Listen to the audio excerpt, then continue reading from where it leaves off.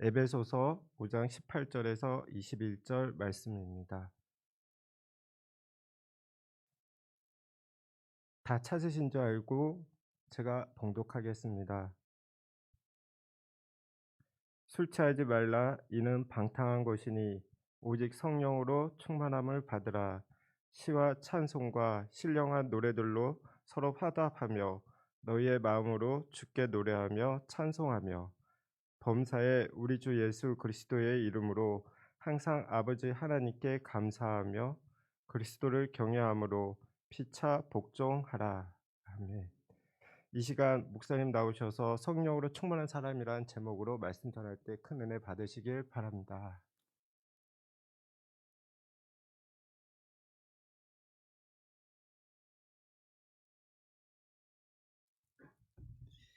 네, 오늘 우리 헌신 예배라서 우리 외부 강사님 모시고 우리 말씀을 나누면 훨씬 좋을 것 같은데 내부 강사님이 왔습니다. 여러분 성령으로 충만함을 받는다는 게 뭘까요? 우리가 성령 충만이 무엇일까? 어떻게 하면 우리 성령 충만을 받을 수 있을까? 사실은 우리 신앙생활하면서 한두 번쯤은 참 고민해 보는 문제입니다. 나는 성령 충만한 사람인가? 아니면 충만하지 않은 것인가? 어, 오늘 우리가 헌신 예배를 드리면서 우리에게 무엇이 우리를 헌신으로 이끄는가? 그건 성령 충만이라고 생각합니다. 그래서 오늘 우리 함께 말씀을 통해서 우리 모두가 성령으로 충만한 그런 성도들, 또 우리 남성교회 모든 임원들, 또 남성교회 한 해 되시기를 축복합니다. 예수님이 부활하시고 난 이후에 오순절이 이루자 마가다락방에 모였던 120명의 제자들에게 불같은 성령이 임했습니다. 오순절 이후 이 성령의 역사는요, 이 초대 교회를 통해서 더 강력하게 퍼져나갔습니다. 기독교가 313년에 로마의 국교가 된 이후에 한동안 성령의 역사가 나타나지 않았습니다. 이후에 가장 강력하고도 기독교 역사 가운데 뚜렷하게 나타났던 성령의 역사가 바로 종교 개혁 시대입니다. 당시에 하나님께서는요, 우리가 잘 아는 위클리프, 마르틴 루트, 존 칼빈, 쯔빙글리와 같은 이런 사람들을 통해서 놀라운 성령의 역사를 일으켰습니다. 그 종교 개혁 덕분으로 전 세계의 영적 기운이 일기 시작했어요. 그래서 영국에서 먼저 대각성 운동이 일어났고요. 그리고 미국으로 이어져서 미국에도 대각성 운동이 퍼져나갔습니다. 하나님은 요한 웨슬리, 조나단 에드워드, 그리고 D.L. 무디, 빌리 그레함 같은 이 정말 위대한 하나님의 사람들을 통해서 한 시대를 깨웠고 강력한 하나님의 역사가 계속 이어갔습니다. 우리 선교 신학에서 보면 1850년이 개신교 선교의 시작이다 이렇게 말합니다. 1850년입니다. 그때가 바로 선교라는 이 단어가 세계 역사 무대에 등장하기 시작합니다. 예를 들면요, 네 사람이 모이면 한 사람을 선교사로 파송시키는 모리비안, 우리가 잘 아는 그런 교도들, 그리고 세계 선교의 현대 아버지라고 말하는 윌리엄 캐리 같은 분이 그때 등장합니다. OMF를 창설한 허드슨 테일러, 이런 사람들이 다 선교의 사람들이었고 또 성령의 그런 사람들이 하나님께서 그들을 쓰시기 시작한 것입니다. 이때 이루어졌던 이 강력한 성령의 역사가 온 세계에 기독교를 전파시키는 결정적인 계기가 되었습니다. 그러다가 최근에는 1900년도부터 한 10년 사이, 요 사이에 전 세계적으로 불길 같은 뜨거운 성령의 역사가 나타났죠. 미국, 유럽, 영국, 그리고 우리가 인도도 정말 유명합니다. 남미, 우리 한국, 중국 이렇게 해서 놀라운 역사가 나타났어요. 20세기 말 성령의 운동은 계속 이어져 가지고요. 성령을 통해서 전 세계의 부흥을 주도하고 오늘날에 이루고 있는 것입니다. 자, 그렇다면 여러분, 이러한 성령의 운동 누가 시작하셨을까요? 중요하죠. 따라 볼까요? 예수님이세요. 예수님이 성천하시기 직전에 이미 예수님을 믿고 있는 제자들에게 무슨 말씀을 하시죠? 아버지께서 약속하신 성령을 기다리라 그러셨잖아요. 그러니까 아버지께서 약속하신 게 뭐예요? 바로 요엘 2장 28절에서 29절에 나오는 만민에게 내가 말세에 성령을 부어 줄 것이다 하는 그 약속입니다. 약속대로 제자들에게 성령이 충만히 임했어요. 그리고 오늘 말씀에 보면 사도 바울도 에베소 교회에 편지를 보내면서 이미 예수님을 믿고 있는 에베소 성도들에게 뭐라고 하죠? 성령으로 충만함을 받으라. 이렇게 말씀을 하고 있는. 자, 그럼 공통점이 있잖아요. 신자라면 누구든지 성령을 충만히 받아야 한다는 것입니다. 따라볼까요? 누구든지 성령을 충만히 받아야 합니다. 제가 만난 어떤 성도님 싫어하니까 아주 실감나죠. 성령 충만을 아주 싫어했어요. 그리고 자기는 성령 충만의 체질이 아니라고 했어요. 그 뭐냐 이런 물어봤어요. 그러니까 조용하게 성경적인 그런 믿음의 체질이라 이렇게 이야기하시더라고요. 그러면 여러분, 무엇이 성경적인 믿음의 체질일까요? 오늘 말씀 보세요. 정말 성경적으로 그것이 믿음의 체질이라면 무엇일까? 바로 성령으로 충만함을 받는 것. 이것이 성경적으로 보면 믿음의 체질입니다. 그러므로 우리가 성경적으로 믿는다고 한다면요, 반드시 성령의 충만함을 받는 것이 옳은 것입니다. 근데 여기에 오해가 있어요. 성령 충만을 받아라. 성령으로 충만해야 한다. 여기에 오해가 있다는 거예요. 여러분, 이런 의미는 아닙니다. 성령을 내가 소유하려고 하는 것, 이 성령 충만이 아니에요. 마치 예를 들면 배터리를 충전하는 것을 오해합니다. 배터리가 지금 다 됐어요. 그래서 충전기에 연결해서 충전하는 것. 이것이 바로 열심히 기도하는 거죠. 그러면 배터리가 어느 정도 차요. 그런데 그것으로 부족하면 어떻게 하죠? 금식을 하고 때로는 기도원으로 올라갑니다. 나에게 적당하게 보이는 소나무 하나를 딱 붙들고 뽑힐 때까지 기도하는 거죠. 그리고 조금 더 차요. 그런데 다 차지는 않았어요. 그러면 어떻게 할까요? 어떤 능력 있는 목사님에게 안수 기도를 받습니다. 그 순간 충만이 꽉 찼어요. 그러면 배터리가 어떻게 해요? 꽉 찬 거죠. 그러면 할렐루야 그러면서 아무나 붙들고 안수기도 하려고 하는 것입니다.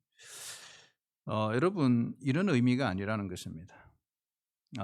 이 성령 충만의 주체는 내가 아니에요. 여기에 주체는 성령이에요. 내가 성령을 가져와서 내가 채우는 게 아니에요. 성령이 주체가 되어서 나에게 채워주시는 것입니다. 이걸 다른 말로 말하면 내가 성령의 지배를 받는 것입니다. 이걸 좀 더 쉽게 말하면 내가 성령님께 길들여지는 거예요. 이것이 성령 충만이죠. 이런 거죠. 우리의 혀, 우리의 눈, 우리의 입술, 우리의 손, 발, 가치관, 이것이 다 성령에 의해서 길들여지는 겁니다. 그게 성령 충만이죠. 오늘 사도 바울은 성령으로 충만함을 받으라 이렇게 하면서 무엇을 대조시키느냐 하면 술 취하지 말라. 이는 방탕한 것이니. 자, 여기에 보면 술 취하면 여러분 어떻게 될까요? 술 취하면 술이 나를 지배하잖아요. 그렇죠? 똑같습니다. 우리가 성령이 충만하면요, 성령이 나를 지배합니다. 그리고 내 생활 모든 영역을 성령이 지배하시고 거기에 길들여지는 것입니다. 이것이 바로 성령 충만이죠. 여러분, 우리에게 진정한 헌신은 내가 무엇을 하는 것이 아니에요. 성령께 길들여지는 게 헌신입니다. 그것이 안 되면요, 그냥 다 형식이죠. 누구나 할 수 있는 일을 하는 것입니다. 여러분, 우리 남성교회뿐만 아니라 우리 모든 우리 성도님들이 정말 성령께 제대로 길들여질 수 있기를 축복합니다. 그럼 어떻게 해야 될까요? 사도행전 5장 32절 우리 같이 한번 읽어보겠습니다. 네, 시작. 우리는 이 일의 증인이요 하나님이 자기에게 순종하는 사람들에게 주신 성령도 그러하니라 하더라. 아멘. 자, 이 말씀에 보면 누구에게 성령이 주어진다 그랬죠? 누구에게요? 하나님이 자기에게 뭐 하는 사람? 순종하는 자들에게 주신다. 그러니까 하나님께 순종하는 자. 성령님께 완전히 순종하겠느냐? 이 말에 성령 충만의 여부를 분별할 수 있다. 여러분, 이 질문에 내가 어떻게 대답하느냐? 따라서 그 사람이 정말 성령 충만한지 안 한지를 알 수 있는 겁니다. 만약에 이 질문에 두려움이 있다.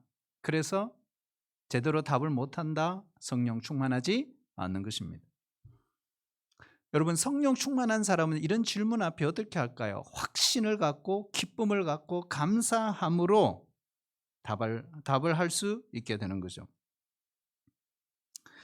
우리가 하나님께 완전하게 순종한다는 것은요, 결코 쉬운 일이 아닙니다. 반드시 성령 충만해야 온전한 순종이 가능합니다. 어떤 성도가 전도하기 위해서요, 하나님께 성령 충만을 구했습니다.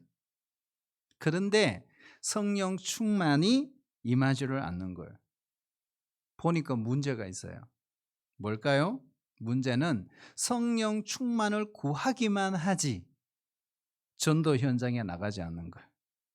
그러니 계속 구해봐야 성령 충만이 임하지 않는 거죠. 순종하지 않고 구하기만 하는 것은 거짓으로 구하는 것입니다. 한 남자 성도님이요, 이혼을 결심했어요. 상담을 요청했습니다. 그래서 저는 그래서 이혼 절대로 안 된다 그랬어요. 그런데 아무리 설득해도 안 되는 거예요. 그래서 제가 이런 말을 했어요. 그러면 근본적인 질문을 하겠습니다. 형제님, 하나님이 명령하시면 무조건 순종하시겠습니까? 여러분, 그 형제가 어떻게 했을까요? 그 형제는 이렇게 했어요. 머리만 푹 숙이고 끝까지 대답하지 않았어요. 결국 성령님도 역시 마찬가지예요. 그 부부를 붙잡을 수가 없었던 것입니다. 여러분, 순종의 결단이 없었기 때문에 그런 거죠. 예수님이 길가에 서 계셨어요. 한 사람은 예수님을 보고 차를 세웠습니다. 그리고 반갑게 인사하고는 예수님, 저 볼 일 있어 저 가야 되겠어요? 가버렸어요. 근데 또 한 사람은 예수님을 반갑게 차에 태우고 자신이 운전해서 붕 하고 떠났습니다. 그리고 또 한 사람은 예수님을 보고 예수님을 차에 태웠어요. 그리고 예수님께 운전석을 다 내어드렸습니다. 여러분, 바로 이 세 번째 사람이 성령 충만한 사람입니다. 하나님께 완전히 순종하는 것, 우리 힘으로 할 수 없는 거예요. 하나님께서 힘을 주시지 않으면요, 하나님께 온전한 순종은 불가능합니다. 그러나 더 중요한 것이 있어요. 하나님께 완전히 순종하고 싶은 마음과 소원이 없는데 순종할 힘을 결코 주시지 않는다는 것입니다. 사랑하신 여러분, 여러분에게 질문을 던지겠습니다. 하나님께서 무엇을 하라고 하시든지 그대로 할 결단이 있습니까? 그런 순종할 마음이 있으십니까? 순종하기 어려운 것을 명령하실 때 순종할 수 있겠습니까? 어떤 목사님이 집회에 갔어요. 근데 그 집회에서 이 집회에 참석한 성도들이 다 아멘, 아멘 하고 막 은혜를 받는 것 같았어요. 그런데 이런 질문을 끝에 했어요. 성도 여러분, 여러분은 거지 나사로가 되고 싶습니까? 부자가 되고 싶습니까? 제가 여러분에게 질문 던질까요? 여러분은 거지 나사로가 되고 싶습니까? 부자가 되고 싶습니까? 어때요? 이 질문이 뭔지를 모르는 분도 있을 수 있는데요. 몰라서 답을 못할 수도 있어요. 우리가 누가복음 16장에 나온 이야기잖아요. 그렇죠? 근데 그 집회에 참여한 성도들이요, 웅성웅성하기 시작했어요. 그리고 답을 우물쭈물. 왜요? 거지 나사로는 되기 싫어요. 그렇죠? 뭐가 되고 싶어요? 부자가 되고 싶은 거예요. 그런데 또 문제가 있어요. 거지 나사로가 천국 가잖아요. 부자는 지옥 갔거든요. 그런데 성도들이 갈등이 생기는 거예요. 이거 어떻게 해야 되나? 여러분 어떻게 하시겠어요? 우리가 여기서 중요한 것이 뭐냐 하면 우리가 고난을 두려워한다는 것입니다. 거지 나사로로 사는 걸 거절하는 것입니다. 이것이 우리의 성령 충만을 받는 데 가장 큰 걸림돌이에요. 우리는 고난을 통해 순종을 배우셨던 예수님을 본받아야 하는 것이죠. 우리가 성령 충만하면요, 순종하는 것이 힘들지 않아요. 그러나 반대도 가능해요. 자신을 쳐서 복종하는 마음으로 순종할 때 성령이 충만하게 우리에게 임한다는 사실도 기억해야 합니다. 우리가 이렇게 성령께 잘 길들여지고 우리가 성령 충만하면 어떤 결과가 올까요? 네 가지예요, 네 가지. 오늘 19절 우리 같이 한번 읽어볼까요? 19절 첫 번째요. 시작. 시와 찬송과 신령한 노래들로 서로 화답하며. 해보세요. 여기에 중요한 건요, 서로 화답하며. 이게 중요한 거죠. 여기에 소통이라고 그러죠. 여러분 우리가 성령 충만하면요, 사람과 사람과의 관계에 소통이 된다. 부부와 부부 사이에, 부모와 자녀 사이에 시와 찬송과 신령한 노래가 넘친다. 성령 충만한 부부 사이에, 그리고 성령 충만한 우리 자녀들 사이에 기가 막힌 관계가 이루어지는 거죠. 여러분 우리 가정을 한번 돌아보세요. 서로 충분한 이 은혜들을 나누고 있나요? 여기에 시는 시편 가르치죠. 직역하면 내 입술에서 시편의 말씀이, 하나님의 말씀이 막 튀어나오고, 예? 우리 가족끼리 찬양이 막 흘러나오고 기쁨의 상태가 막 계속 유지되는 거예요. 성령 충만하면요, 인간과 인간 사이에 이러한 일들이 벌어진다. 성령 충만의 결과죠. 두 번째 볼까요? 19절 중반절 이후에요. 같이 읽어볼까요? 시작.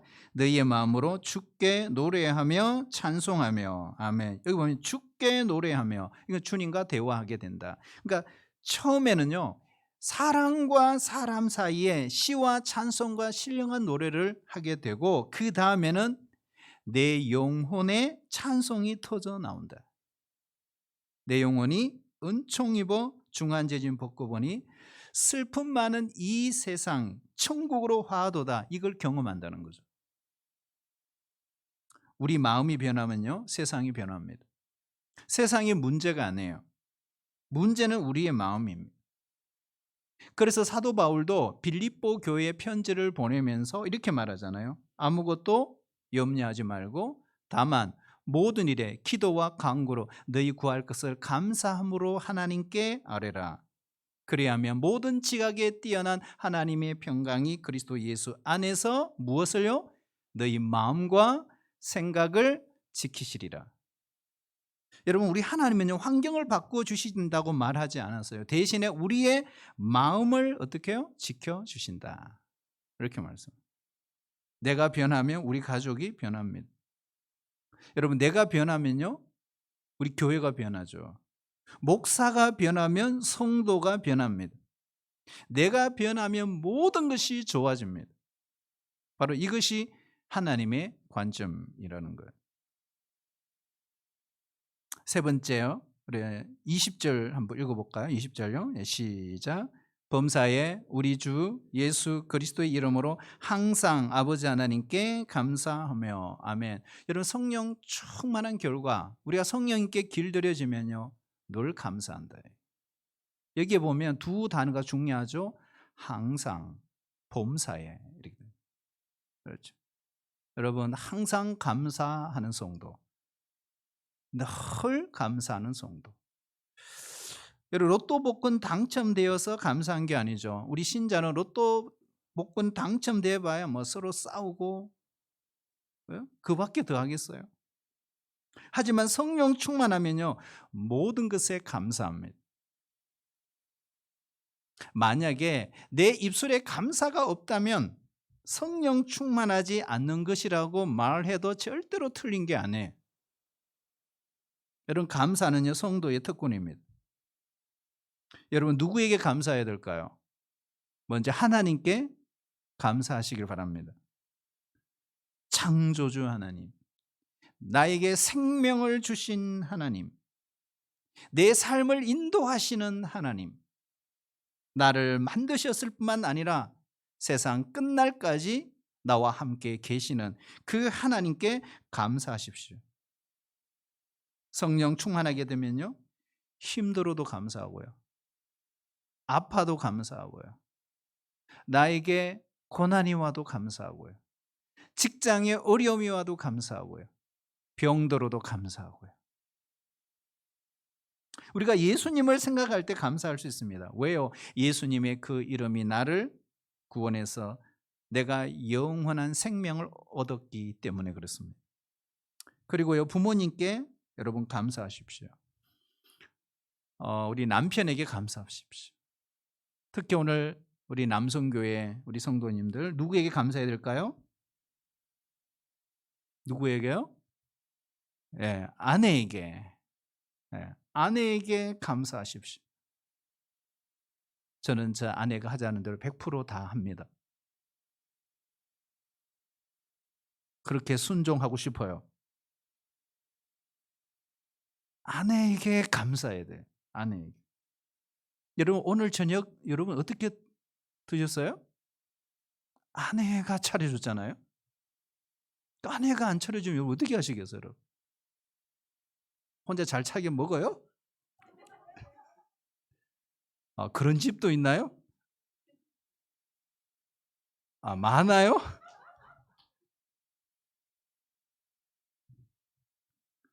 여러분, 그래도 아내에게 감사하시길 바랍니다. 여러분, 형제에게 감사해야 돼요. 여러분, 친구에게 감사해야 돼요. 순장님에게 감사해야 되고요. 순원들에게 감사해야 되고, 내 자녀에게 감사해야 되고요. 그렇게 잘 커줘서 감사해야 되는 거예요. 그러니까 여러분, 성령 충만한 사람은요, 모든 게 감사합니다. 다 감사해요. 감사.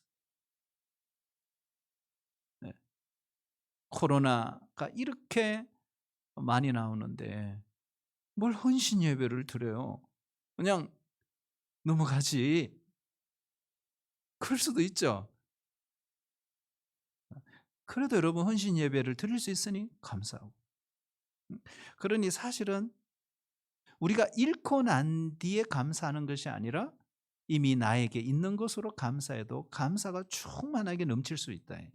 근데 여러분, 이거는요, 성령 충만하지 않으면 안 보여요. 이게 보이지를 않아요. 당연한 거로 생각하잖아요. 여러분, 세상에 당연한 것 하나도 없습니다. 우리가 먹고 마시고 숨 쉬고 자고 일어나고, 여러분 이거 당연한 것 절대로 아니잖아요. 그러므로 여러분, 모든 게 감사해요. 여러분, 걸어 다니는 게 감사죠. 우리가 기도할 수 있다는 게 감사고요. 다 감사한 거예요. 감사. 예배 시간에 좋을 수 있는 것도 감사하고.